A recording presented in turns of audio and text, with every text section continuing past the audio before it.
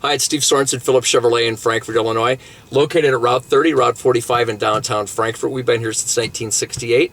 We're Illinois' #1 Chevy dealership. Today I'd like to show you the new dash that's on the new 2016 Suburban and Tahoe. Some familiar things from the 15, but some different things also. We do have our digital speed information center. This is our driver information center here. And right now we're in information mode, showing us that we're doing 0 miles an hour, where there's 24 miles on this particular Suburban. Now, what's kind of neat about this, it's the same thing as the 15. We go to the left, it brings up our menu. Right now we are in info mode. Back in info mode, I'll get rid of the menu here by hitting the right button. In info mode, I can down arrow and bring up my trip A. I can clear it by pushing and holding this check mark. Here's my trip B. I can clear that. It also gives me my fuel range, instant fuel economy. We're in V8 mode right now. The 5.3 V8 in the Tahoe, Suburban, and Silverado will have 4-cylinder shutdown as you're coasting to, when there's not any demand of the engine, 4 of the cylinders were shut down. And when that happens, when the cylinder shuts down 4 of the cylinders, that will say V4. Here's another thing we could put in here. This is remaining oil life. When you get down to 20%, that's when GM recommends you come in and get your oil changes from us. And then here's our tire pressures. And then there's our blank page. Now, what we can do, it's the same as in the 2015, it just looks a little different. If I go over here back to open up my menu, I can actually do my audio. I could put my stereo system over here. I could put my phone in here after I pair it with all my contacts. This is my navigation system. That would be also the in-dash navigation from the LTZ here. And these are my settings. If I want to make any changes to what's going on here, what I can do is I can highlight settings. I can go here to the right. And what I'll do is I can either change it from US to kilometer. I could go to Canadian and go to kilometers if I'd like. But I can also go to, I can change my theme that's here. There's different pages that's going on here. I could go here to the right. The info pages, this 6 of 12, that info list that I showed you, the miles per hour, the trip A, the trip B, the oil life remaining. What I can do is I can add or take away from that. So I can go in here and put my oil life in there. I can add fuel economy, which is the instant fuel economy. I can put a timer. How long does it take us to drive to Nashville with the fuel used? The speed limit of the road that I'm on. The navigation system uses GPS. If you don't know, if you're driving down the road, you don't know what the speed limit is on the road that you're driving, you can set the vehicle to, like, what's the speed limit I'm on? It'll pull up whatever the state speed limit is on I-65 heading down to Indianapolis. It'll tell you that it's 70 miles an hour. Then I could also put my trailer brake controller in here. So what I'll do is I'm going to add a couple things here. I'll put my engine hours in here. I'm going to put my trailer brake controller in here. I'll put my off-road package in here. And then I'm happy with the things that I've added. So what I'll do is I'll go back here to the left. I'll go back up to info. I'm going to hit info. It puts me in info mode. I'm back to my digital speedometer. Now I have my A, my B. I have my fuel range. I have my oil life remaining, my tire pressure, which we had before. Now I have my fuel economy in here that I just added in settings. It's going to say my best MPG over the last 50 miles and the best average that I've had. And then what I'm getting right now, okay? I also put in my trailer brake controller. And I have another video on trailer brake controllers that you guys can check out about the gain and stuff like that.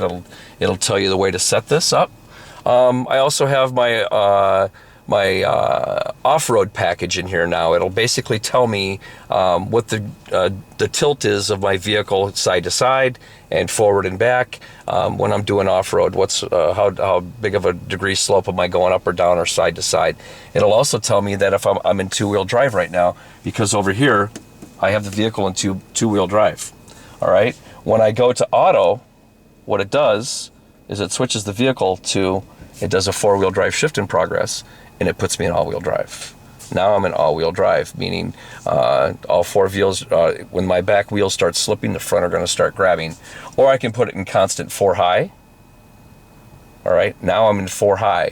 And you are able to shift into 4 high at any comfortable speed that you're going. I mean, up to 70, 75 miles an hour. I wouldn't be doing 100 and switching into it. If you're doing 100 miles an hour and you're trying to switch into 4-wheel drive, if the vehicle doesn't want to switch into 4 high, that time it just won't do it. The computer won't let it happen.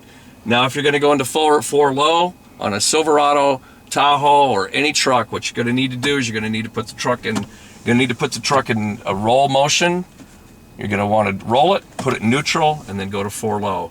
Because what it does is it changes the entire gear ratio of your truck. Gear ratio is this. If you got a 308 gear in a truck, it's 3.08 revolutions of your drive shaft per 1 revolution of your tire. So when you go into 4 low, like you need to pull a stump out, that drive shaft might go around 6, 7, 8, 9 times, depending on what the gear ratio is for the 4 low for that 1 revolution of tire, so you can really use the torque of the engine. So we're going to go back in here to auto. We'll roll it again. Shift into neutral. Now we're back where we need to be. Traction control's back on. We're in too high. So, back to the information center.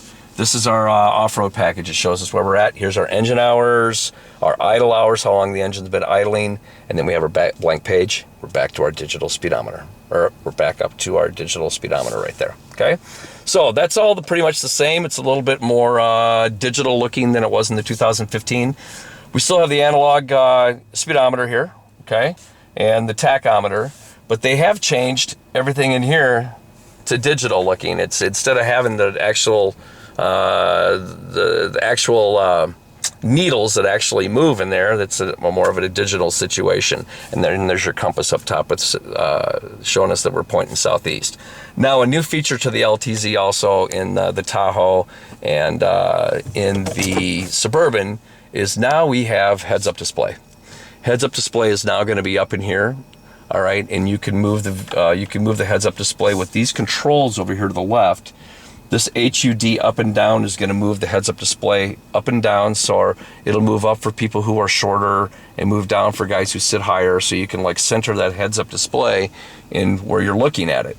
All right, we can have, right now this one's in audio mode, so I can turn the stereo on, and it'll tell me that I'm in HD FM 101.1. I can tell it to go to Tune XM 25 or whatever. I can change the mode of what I'm looking at here by hitting this info button over here to the left. Shows that I'm going southeast, all right? And then the next one's gonna be a tachometer.